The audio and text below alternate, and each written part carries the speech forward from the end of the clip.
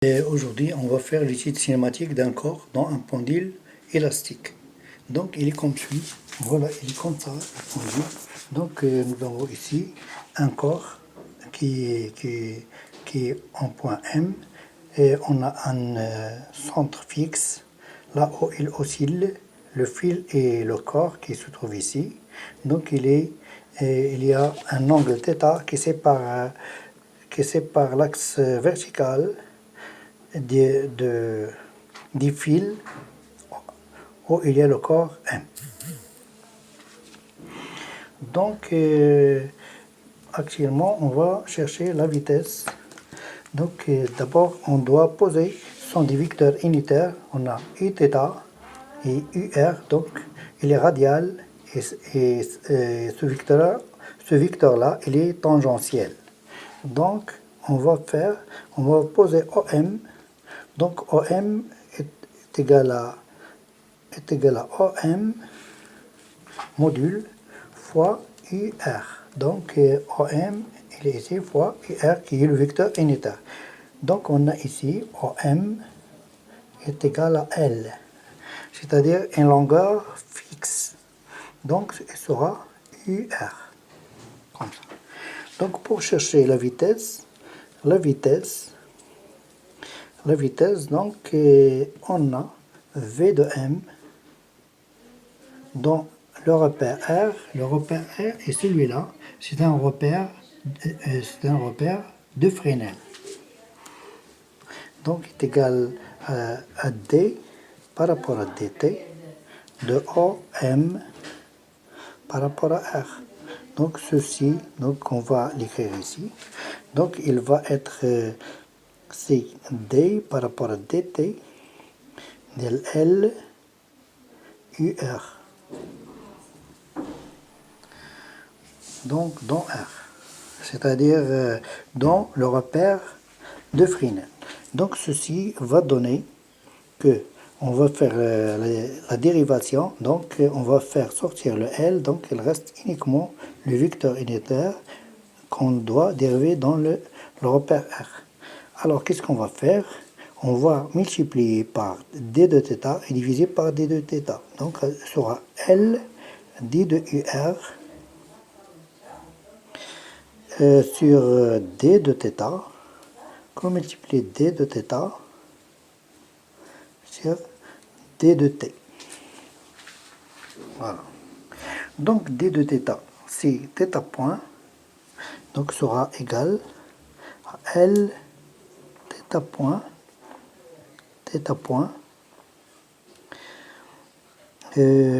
fois d de UR à la sur d de θ, donc sera I de θ.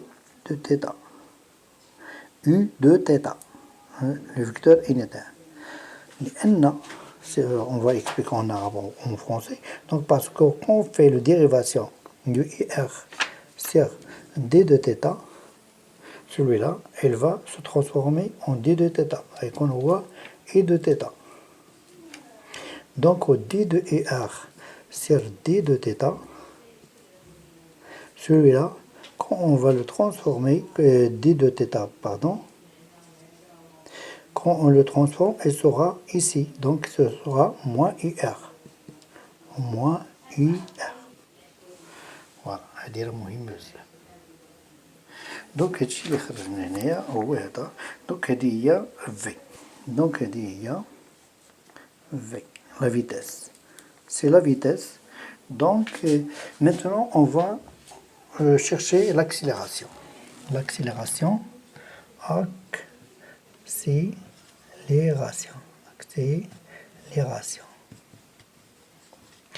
L'accélération,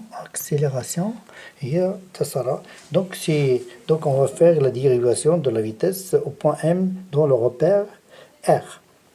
Donc sera d de t, donc c'est la vitesse, donc on va faire la dérivation de cette partie-là. Donc on va faire sortir la constante, et il reste uniquement θ point I de θ. Donc, on va faire le dérivation. Donc, ce sera θ point fois Uθ. on va faire la dérivation de θ point, donc c'est I θ point, c'est θ point seconde fois I θ plus θ point d de I θ sur dt. Donc ici, la partie ça, cette partie c'est là, c'est ceci, et on a θ point, donc on va faire diviser par θ et multiplier par θ. Donc cela sera θ point, sera I de θ. Donc θ point et θ point, c'est θ point fois θ point, c'est θ point au carré. Et on a I de θ sur dt. Or, d de θ sur dt, d de θ sur dt, c'est moins IR. Donc, il sera moins, donc c'est moins IR. C'est moins R. Parce que ceci, il donne moins IR. Donc, voilà. Alors, c'est comme ça. Et voilà, donc nous avons cette expression qui va s'écrire enfin comme ça. C'est la partie radiale et la partie tangentielle. La partie radiale, c'est celle-là, le mouvement qui se passe dans ce sens, et tangentielle dans ce sens. Donc, il y a une chose qu'on va ajouter, c'est écrire que A, c'est l'accélération tangentielle. Donc, on a A, AT, c'est accélération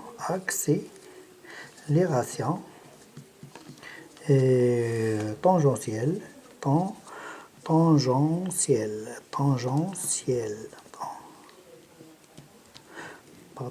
tangentielle. Et AN, c'est l'accélération,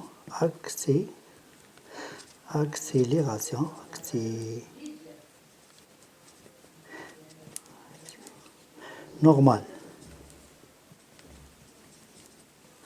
Donc, on a A qui est A de M, va s'écrire, c'est A N fois UR plus fois UR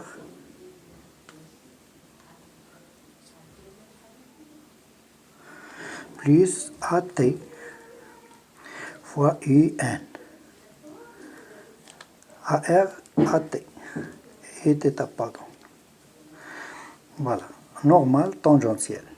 Donc on va trouver que le A normal va être c'est L θ point au carré, et A tangentiel sera